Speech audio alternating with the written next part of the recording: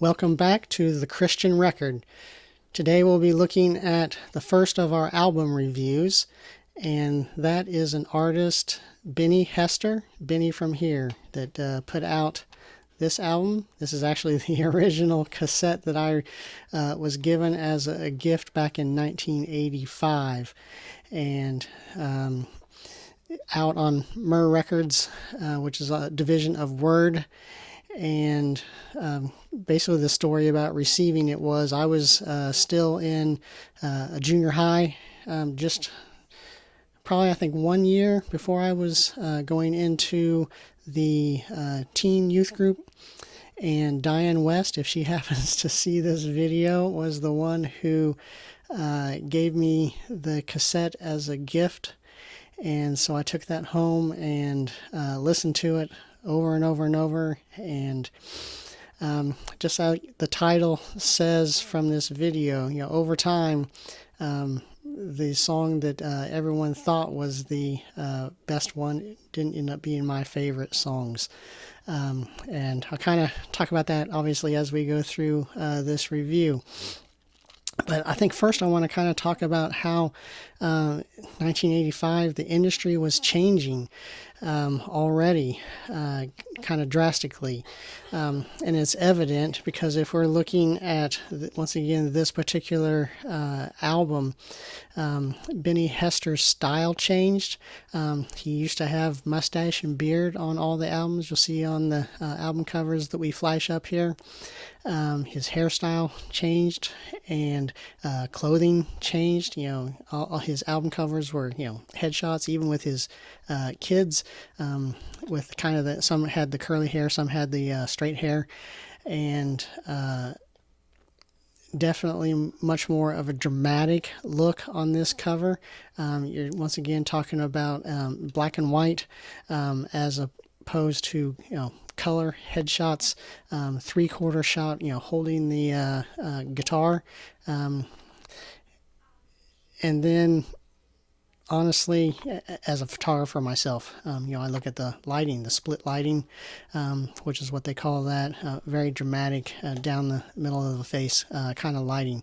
So a large departure from his previous album covers, and so you kind of already knew just going in that it was going to be something different for him.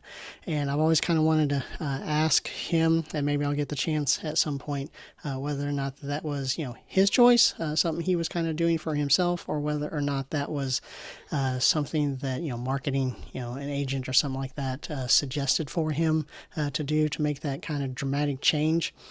Most of the album is still, for the most part, adult contemporary, but it's technically kind of changing. Adult contemporary was changing because the industry as itself was changing quite a bit around that time. It had, of course, some more aggressive songs on it, and I look at why the change. I don't know if, once again, the people in the industry are kind of pushing for that change across the industry, and it's more of a marketing or agent kind of a suggestion, or whether or not they all just wanted it at the same time. But if you look at what was going on in Christian music at the time, let's say 1984, because obviously he's working on the album, in order to release it for 1985. But if you look at 1985, Amy Grant had Straight Ahead in 1984. Michael W. Smith had his first two albums come out, 83, 84. So pop music, CCM was kind of changing with his arrival. DeGarmo and Key kind of changing theirs as well. Petra, which was huge, obviously, had already had Not of This World, but Beat the System, took the Christian rock industry by storm. That was a huge departure for them as well. And so that's huge in 1984. And then, of course, Whiteheart had Vital Signs. And if you look toward 1985 even, Amy Grant, of course, then had Unguarded, which was massive. Even had crossover appeal on that album. Whiteheart then had Hotline, which was huge, and then some other artists that had large releases in 1985 would have been David Mises 7. Mylon Lefevre had Sheep and Wolves Clothing. Russ Taff had Metals. And I know I'm forgetting some, but at that point you can just kind of see the industry itself is just kind of exploding and expanding and changing at a rapid rate around 1985. And I mentioned Whiteheart a couple times in that list because I look at the liner notes for Benny from Here, and Dan Huff is on the list. Look at that. Dan Huff did a lot of not only band work with Whiteheart, but he also did a lot of studio work. He was all over the place. Of course, he had another band, Giant, and then also worked with Amy Grant, worked with Michael W. Smith, and so it's interesting to see his name on that list of performers for this particular album. And of course there's two versions of that cover.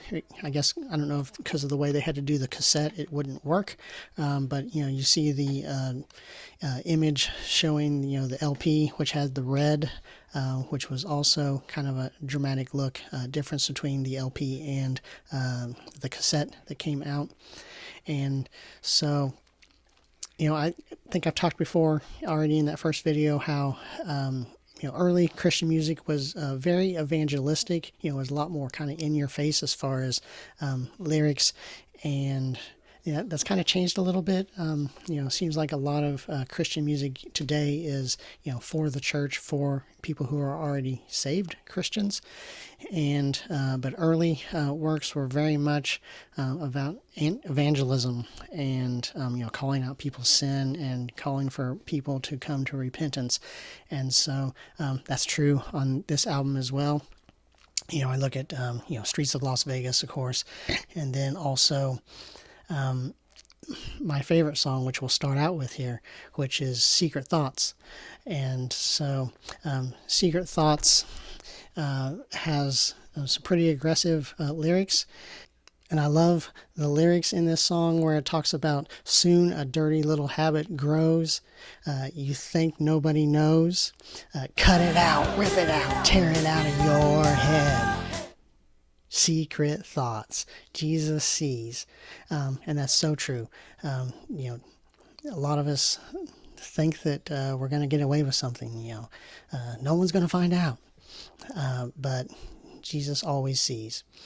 And so definitely still one of my favorites on that album. Another song that I like a lot is Susie Said Yeah. It kind of reminds me of the Beach Boys, Barbara Ann. And actually the Beach Boys' Barbara Ann is a remake of Regents. But, there's something about the celebratory nature of the end that just still gets me today. Do you want to be happy forever? Susie said yes. She said yes. She said yes. She said yeah.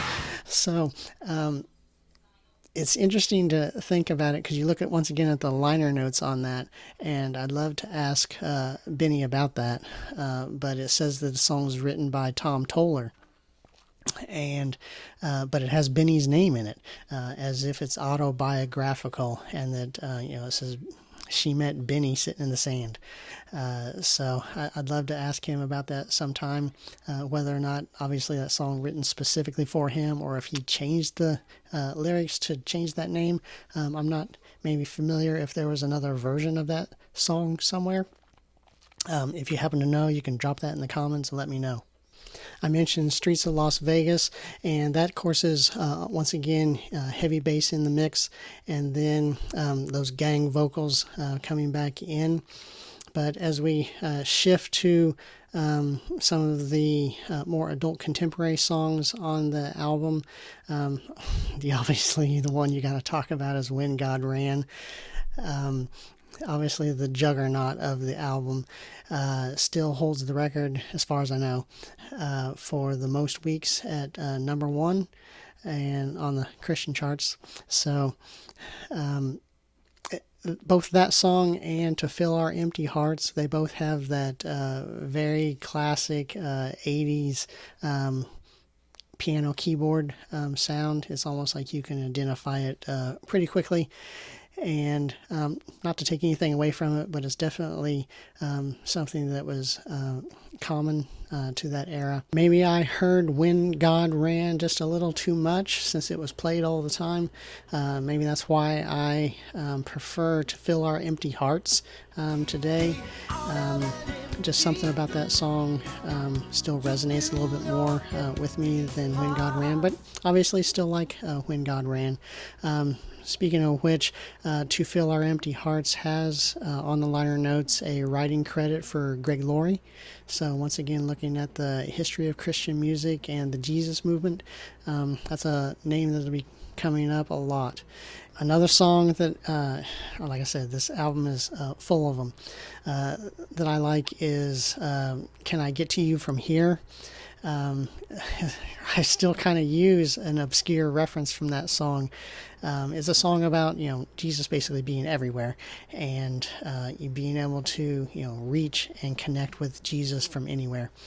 And I'd once again love to ask Benny about it, but it says even from Paducah, and it's just such a obscure reference that people are like, what do you mean when you say Paducah?